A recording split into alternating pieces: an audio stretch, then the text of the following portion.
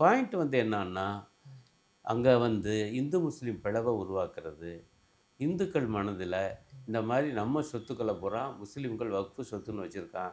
அத மீட்கிற ஒரு புனிதமான காரியத்த இன்னைக்கு மோடி அரசு பண்ணிக்கிட்டு இருக்கு. ஆகவே இந்துக்களே பாஜகவுக்கு ஓட்டு போடுங்க. நடந்து 1 மாசம் ஆயிட்டாலும், இப்போ வரைக்குமே வந்து சட்ட போராட்டங்கள் நடந்துட்டு இருக்கு. இதுல எதிர்க்கட்சி தரப்புல வைக்கக்கூடிய முக்கியமான வாதங்கள் என்ன? இது எந்த கட்டத்த நோக்கி போகும்னு நினைக்கிறீங்க? முதல் நாள் மக்களவையில நிறைவேற்றம், 2ஆம் நாள் மாநிலங்களவையில நிறைவேற்றம், 3ஆம் நாளே குடியரசுத் தலைவர் கையெழுத்து. ஆமாங்க. இந்த மாரி எந்த சட்டமும் பண்ணதில்ல. இல்ல வந்து இது வந்து முஸ்லீம்களுக்கு ரொம்ப ஆதரவானது, இந்த சொத்துக்களை எல்லாம் ஒழுங்காக பராமரிக்கிறதான் என்று சொல்லிக்கிட்டு இருக்காங்க. கோர்ட்லயும் சொல்லியிருக்காங்க.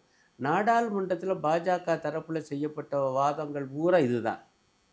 இது முஸ்லீம்களுக்கு நன்மையானது. இத போய் ஏன் எதுக்குறீங்க? இவங்க பூரா திருப்பி கேட்டாங்க. முஸ்லீம்களுக்கு நன்மையானதுங்கிறீங்க. இந்த சட்டத்த மூவ் பண்றதுக்கு ஒரு முஸ்லீம் எம்பி கூட உங்க பாஜக தரப்புல இல்லையே என்று கிண்டல். பட் நான் இன்னொன்னு கவனிச்சேன். மாநிலங்களவையில அது நிறைவேறுது. அதிகாலை 2 மணிக்கோ 2:15க்கோ. அங்கேயும் இதே போல தான் பேச்சு பூரா.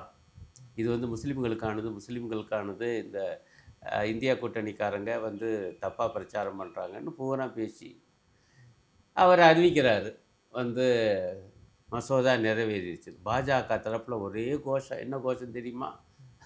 ஜெய் ஸ்ரீராம் கோஷம். ம்.